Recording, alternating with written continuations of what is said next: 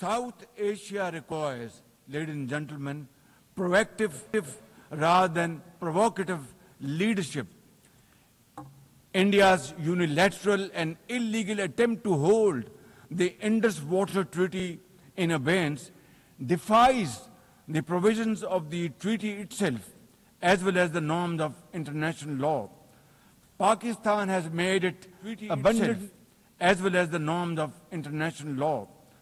Pakistan has made it abundantly clear, and let there be no doubt once again in anybody's mind, as I said last year in this hall, from this podium, we will definitely and ardently defend, inshallah, the inseparable right of our 240 million people on these waters.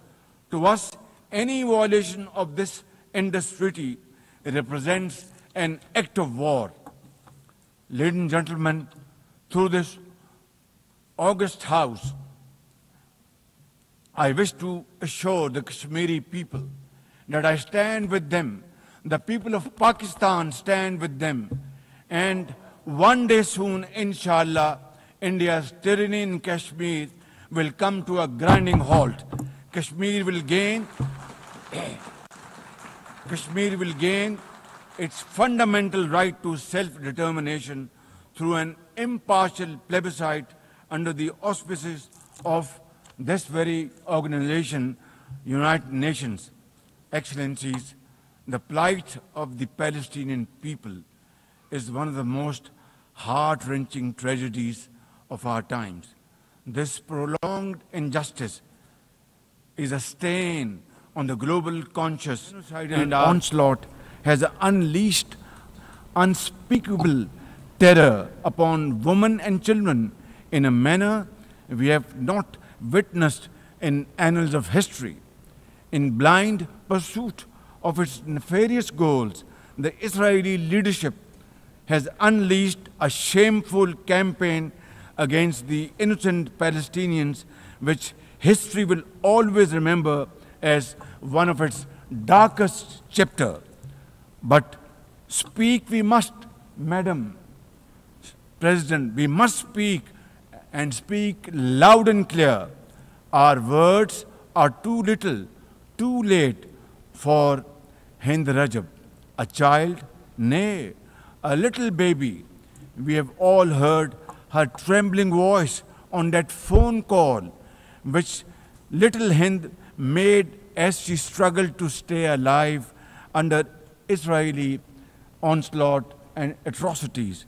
Can you imagine that little girl, Hind Rajab, as if she was our daughter? Can you imagine not having the compassion to spare her life? My agony and the agony of the entire Muslim Ummah, indeed, I think, the agony of all the nations on the planet is that we failed Hind Rajab, and she will not forgive us in this world and the world hereafter. As they say, ladies and gentlemen, the smallest coffins are the heaviest to carry.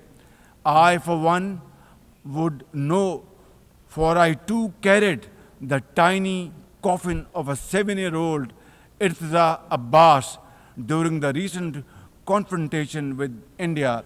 He was only 6 years old. Therefore, we cannot and we must not fail these children of Gaza or any child anywhere in the world. We must find a path to a ceasefire now and just now. Pakistan firmly supports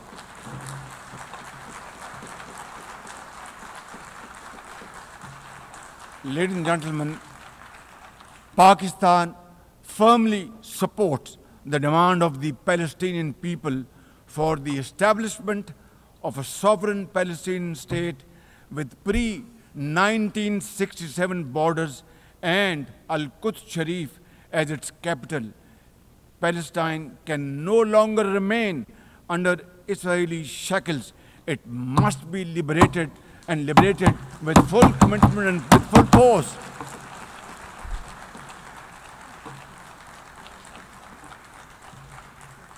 Excellencies, as far as Pakistan is concerned, we were among the first to recognize Palestinian statehood in 1988. And now we welcome the recognition of the state of Palestine by a number of countries recently around the globe, and urge others to also follow suit, because time and tide wait for none.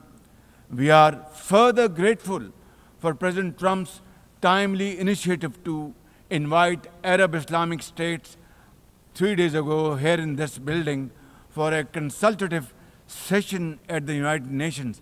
And I was also part of that consultative process. And I think, and I hope and pray to God that it has rekindled hope for a ceasefire in the nearest future, for which the credit must again be attributed to President Trump for this peace initiative. Excellencies, Israel's recent attack on Doha and its continued violations of the sovereignty and territorial integrity of numerous countries is reflective of its rogue behavior. Pakistan stands unwaveringly with our brothers and sisters in Qatar. We also support all efforts for a peaceful resolution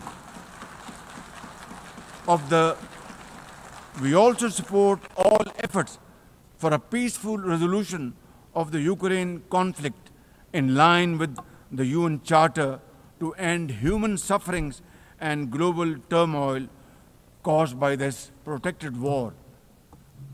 Madam President, Pakistan condemns terrorism in all its forms and manifestations. For over 2 decades, Pakistan has been at the front line of global counter-terrorism efforts, having suffered over 90,000 people. We lost 90,000 people of our country, babies, children, mothers, sisters, brothers, elderly people, doctors, engineers, and also suffered economic loss of $150 billion. Please tell me, put your hand on your heart, that what can be a bigger manifestation of our commitment to fight terrorism and erase it not only from the face of Pakistan, but from the face of this global world. And I believe a man killed in New York is a man killed in Lahore, a man killed in Islamabad is a man killed in London. It's a global village. So I think unless and until terrorism is defeated hands down, this world will not be a peaceful place to live.